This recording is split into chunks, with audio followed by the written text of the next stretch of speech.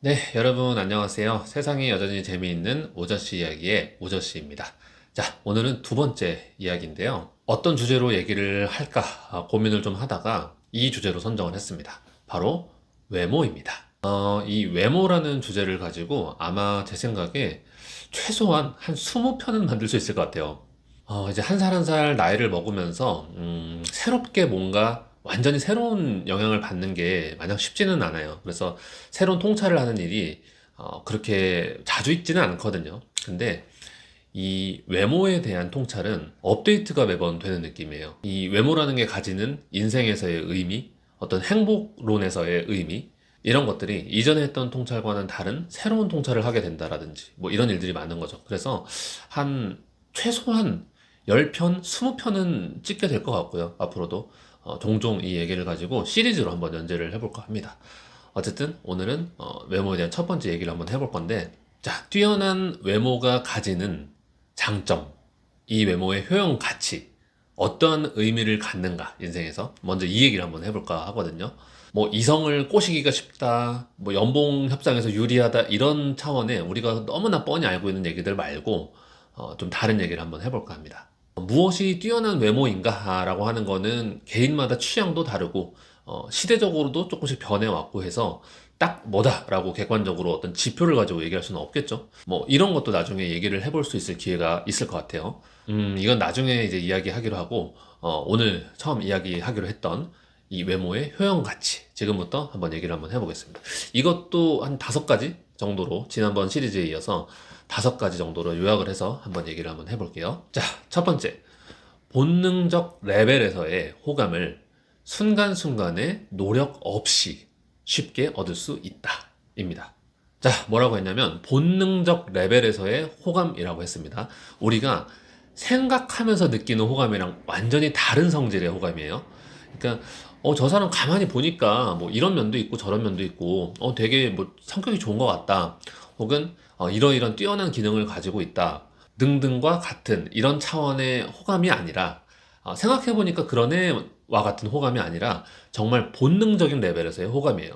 생각할 겨를이 없는 그런 호감. 정말 순간적인 호감. 순수한 호감이죠. 이런 호감을 순간순간의 노력 없이 얻을 수 있다는 것. 자, 어떻게 생각하시나요? 그쵸? 맞습니다. 이건 거의 신의 축복이죠, 사실. 자, 우리가 사람들의 호감을 얻기 위해서, 그리고 좋은 이미지를 구축하기 위해서 얼마나 많은 시간과 자본, 그리고 에너지를 쓰고 있는지 한번 생각을 해보세요. 물론 이제 좋은 외모를 얻기 위해서 하는 노력들도 있을 거고, 유지하기 위한 여러 가지 것들도 있겠죠.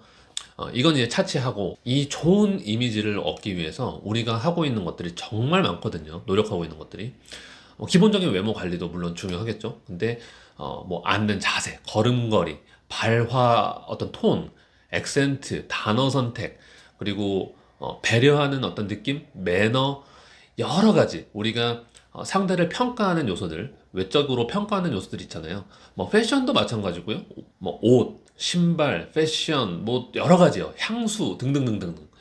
정말 많은 부분에서 좋은 이미지를 주기 위해서 많이 신경을 쓴단 말이에요. 근데 뛰어난 외모를 가지는 순간 이런 것들 뭐 필요 없다는 얘기는 아니지만은 특별한 노력을 기울이지 않아도 이 모든 것들을 아우르는 각종 노력을 하는 것보다도 훨씬 본능적인 레벨에서의 즉각적인 아주 강력한 호감을 별다른 노력 없이 쉽게 얻을 수 있다는 거죠.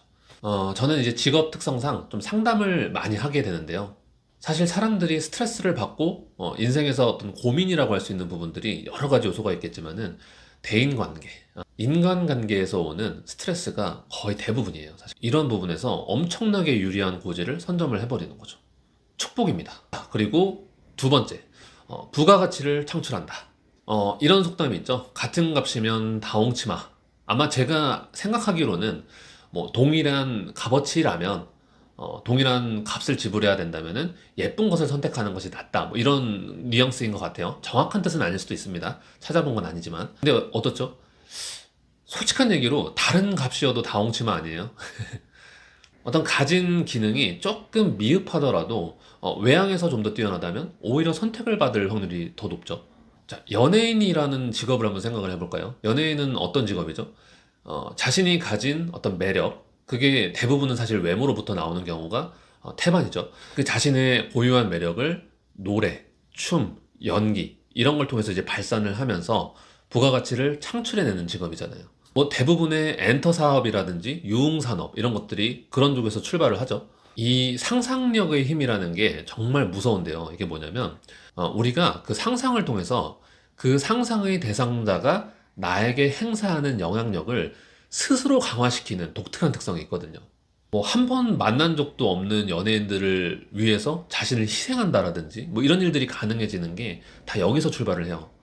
부가가치라고 하는 게 꼭 돈과 관련된 얘기를 하는 게 아니라 이런 식으로 조금 더 영향력을 다른 차원에서 행사할 수 있게 된다라는 거예요. 그래서 일반인들도 요즘은 어때요? 소셜미디어 같은 걸 통해서 자기 개인의 컨텐츠를 끊임없이 불특정 다수에게 제공을 할 수 있는 환경이 되어 있잖아요. 결국에 일반인들 또한 그 영향력을 남들에게 행사할 수 있고 강화시킬 수 있다라고 하는 거죠. 그게 바로 인플루언서죠. 그렇죠? 인플루언싱을 하는 거죠. 대상자는 아무 의도가 없는데 스스로 그 영향력을 나에게 강화시키는 아주 독특한 힘을 발휘한다는 겁니다. 그 근간이 바로 뛰어난 외모에서 오는 경우가 태반입니다. 자, 그리고 세 번째, 특정 집단의 헤게모니를 잡는 경우가 많습니다. 네, 막 말이 거창하죠. 근데 별거 아니에요. 자, 뛰어난 외모를 가진 사람들은 주목을 받는 경향이 있어요. 똑같은 말을 하더라도 훨씬 영향력이 커지고요. 상대의 이목을 끌기 때문에 집중하는 효과가 아주 강합니다. 군중을 집중시키는 그런 힘이 강화된다는 거죠. 그래서 어지간한 리더십, 어지간한 친화력, 어지간한 뭐랄까요? 발화 능력이라고 할까요? 언변 이런 것들을 가지고 있다라면은 그 집단 내에서 리더격을 차지하는 경우들이 굉장히 많아요.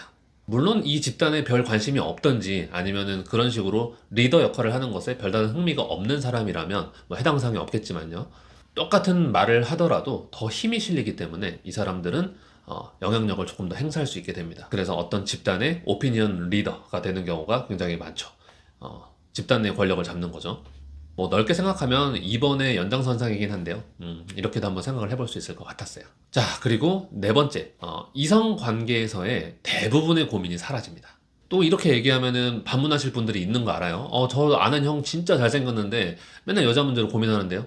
뭐 연애가 잘 안 된다고 얘기를 하던데요. 둘 중에 하나예요.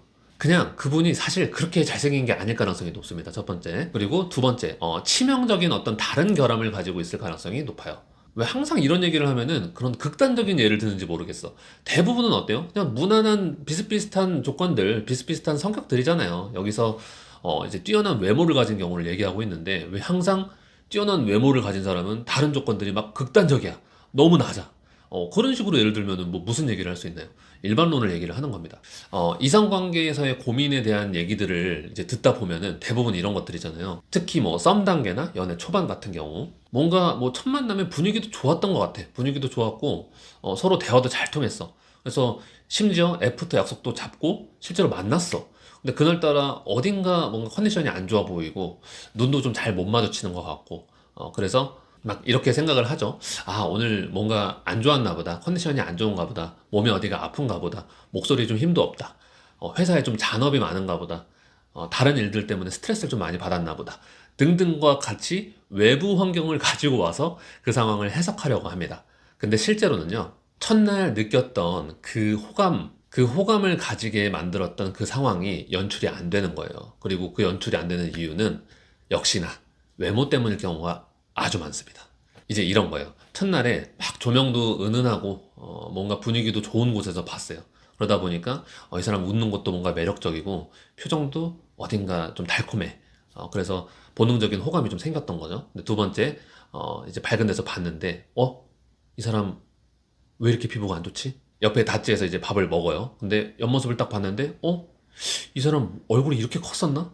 어라? 모공이 왜 이렇게 넓어? 뭔가 조금 불편한데? 와, 몰랐는데 밥 먹을 때 보니까 치열이 진짜 엉망이었구나. 와, 웃을 때 보니까 진짜 팔자주름 장난 아니었네. 바지 입고 있을 땐 몰랐는데 다리가 진짜 좀 특이하게 생겼구나. 이런 정말 좀 유치하고 우스꽝스러운 이유 때문일 경우가 아주 높습니다. 자신 있게 얘기할 수 있어요. 남녀 불문입니다, 이거는요. 그래서 이제 뛰어난 외모라고 하는 게 물론 뭐 연예인급의 외모를 얘기하는 게 아니에요. 우리는 이성관계에서는 결점이 없을수록 유리합니다. 네. 이건 나중에 좀 자세하게 한번 얘기를 해볼게요.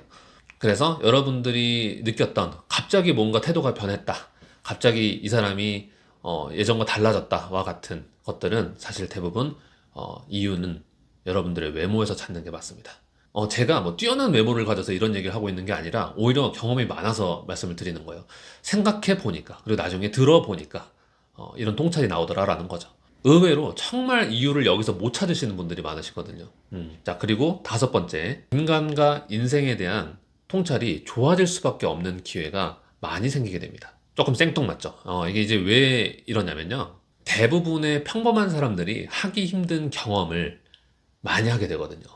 우리가 생각하고 있는 뭐라고 표현할까요? 어떤 인식의 한계 같은 것들이 분명히 존재하거든요.